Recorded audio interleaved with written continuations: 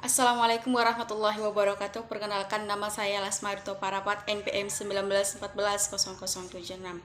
Baiklah, di video kali ini saya akan memaparkan atau mempresentasikan hasil dari PowerPoint yang saya buat, yaitu dengan tema globalisasi. Globalisasi adalah suatu proses yang mendunia bisa berupa informasi, pemikiran, gaya hidup, dan teknologi. Yang pertama, dampak negatif globalisasi yang saya pilih yaitu pornografi.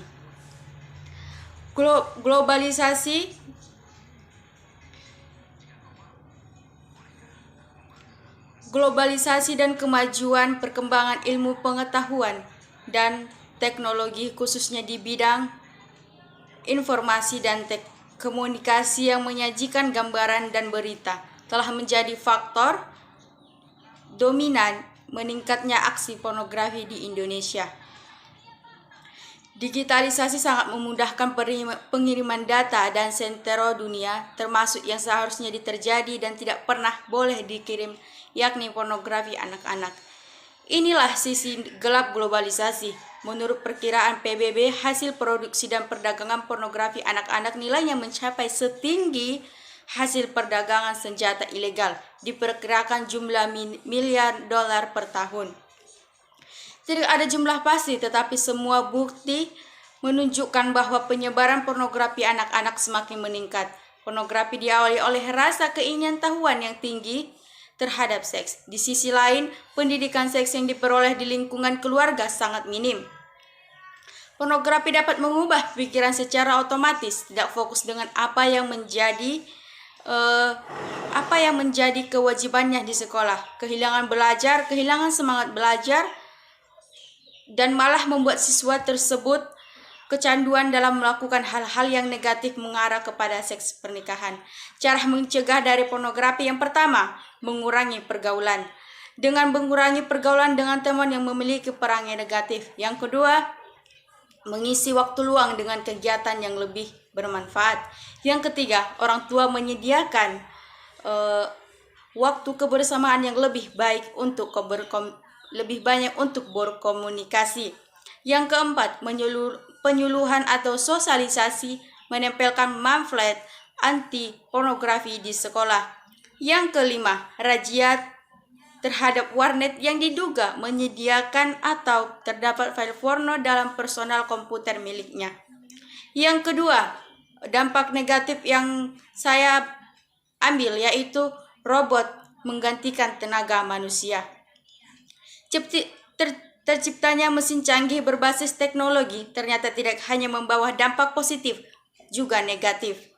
Dikarenakan lebih menguntungkan dengan adanya mesin tersebut, alhasil adanya mesin tersebut, tenaga manusia pun sudah tidak dapat diperlakukan sehingga membuat banyak buruh.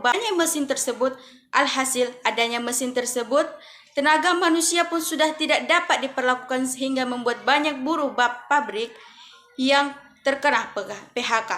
Selain itu, mesin modern juga bisa menggeser peran dari barang-barang tradisional. Contohnya, yang pertama, penggunaan gerabah. Penggunaan gerabah yang merupakan barang tradisional kini mulai ditinggalkan dan digantikan dengan mesin yang lebih praktis. Permintaan produksi gerabah dan pun semakin menurun sehingga dapat mengancam kegiatan ekonomi para pengrajin gerabah. Cara untuk mengatasi agar manusia tetap digunakan sebagai tenaga kerja di zaman modernisasi ini adalah: yang pertama, meningkatkan pendidikan, sebab ada pekerjaan yang tidak bisa dilakukan oleh robot, misalnya manajemen kantor, tenaga pendidik, dan sebagainya. Yang kedua, meningkatkan skill dan keterampilan. Di saat robot sudah mulai menggantikan peran manusia sebagai tenaga kerja, maka keterampilan yang semakin berkembang bisa menyelamatkan seseorang dari pergeseran tenaga kerja karena ada skill yang diandalkan. Yang ketiga, meningkatkan kualitas diri. Manusia yang berkualitas, terkhususnya dari cara ia bekerja, akan selalu dibutuhkan oleh siapapun. Yang keempat, diperlakukan inovasi kreatif untuk membuat kelangsungan ekonomi masyarakat berjalan di tengah era modernisasi ini. Yang ketiga, dampak negatif yaitu kerusakan lingkungan. Globalisasi menyebabkan banyak pihak melakukan monopoli sumber daya terhadap satu negara. Dengan momentum tersebut, perusahaan multinasional menemukan peluang untuk semakin bebas beraksi. Perlahan-lahan, mereka menggerogoti sumber daya alam negara berkembang hingga mengakibatkan kerusakan lingkungan yang parah di negara-negara tersebut. Pada gilirannya, kerusakan lingkungan ini mengancam keamanan manusia.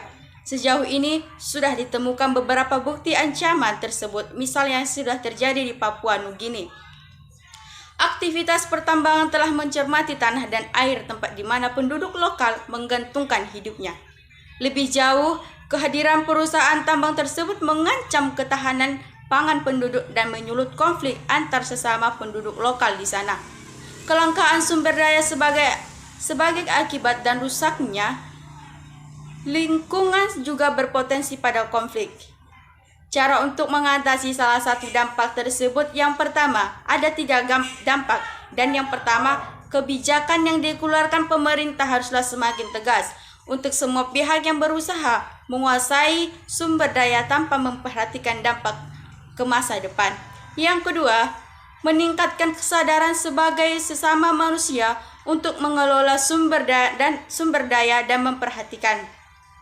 Dan yang ketiga, bagi perusahaan yang melakukan kegiatan produksi, hendaklah memikirkan kelestarian lingkungan dengan tidak membuang limbah hasil produksi secara sembarangan sehingga tidak terjadi kerusakan lingkungan yang semakin parah.